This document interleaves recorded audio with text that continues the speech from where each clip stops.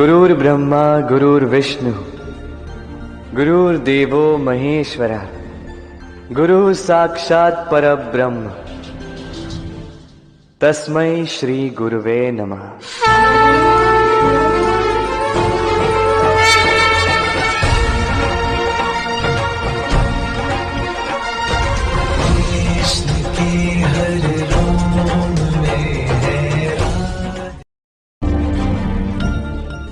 गुरुर्ब्रह्मा गुरुर्विष्णु गुरुर्देवो महेश्वरा गुरु साक्षात् परब्रह्म तस्मै श्री गुरुवे नमः।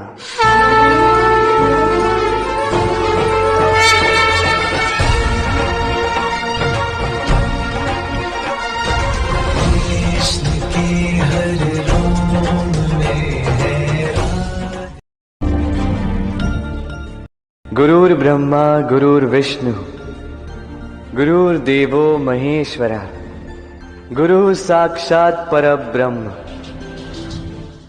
तस्मै श्री गुरुवे नमः।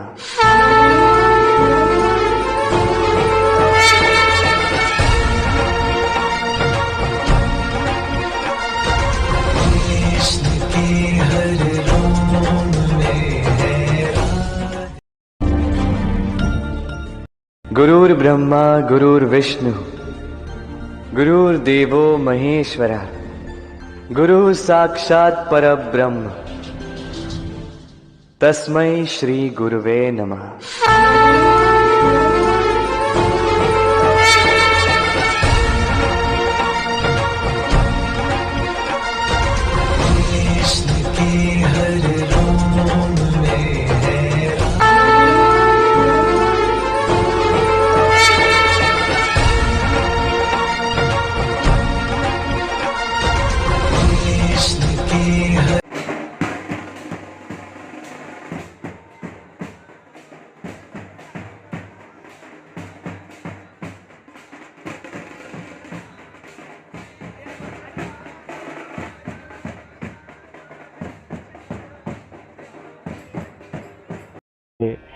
या काळ्या मातीनं आपल्या पाटावरती बसायच्या लाकडी पाटावरती बारीक बारीक छोटे छोटे लिंग तयार करावे लागतात आणि हे लिंग केलेले असे हे पाट आहेत 1 2 4 10 20 50 60 70 80 100 120 पाट लिंगार्चन झालेले 120 पाट आम्ही एकत्र ठेवून त्याची पूजा करतो। षोडशोपचार पूजा संपूर्ण रुद्राचं ह्या गोष्टीला ह्या लिंगाला अभिषेक असतो।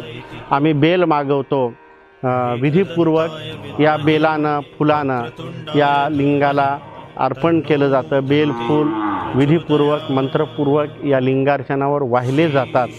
शेवटी आरती होते, नैवेद्य होतो आणि जे कोण 5 10 2000 5000 लोक आलेले असतील या सर्वांना घेऊन लिंगार्चन पूजेचा प्रसाद संध्याकाळी भक्षण केला जातो। पूजा केल्यानंतर हे सगळं पूजेचं केलेलं शिवलिंग बेल फूल सगळं शेतामध्ये पुन्हा निसर्गामध्ये नेऊन त्याची विसर्जित केलं जातं। ते पार्थिव शिवपूजनामध्ये लिंग करण्यासाठी आणि पूजेला बसण्यासाठी सर्वेशाम सर्वांना प्रवेश आहे। अखिल मानवजातीसाठी ही पूजा केली जाते आणि याच्यामध्ये कुणालाही बंधन नाही। एक सामाजिक ऐक्याचं प्रतीक जिथं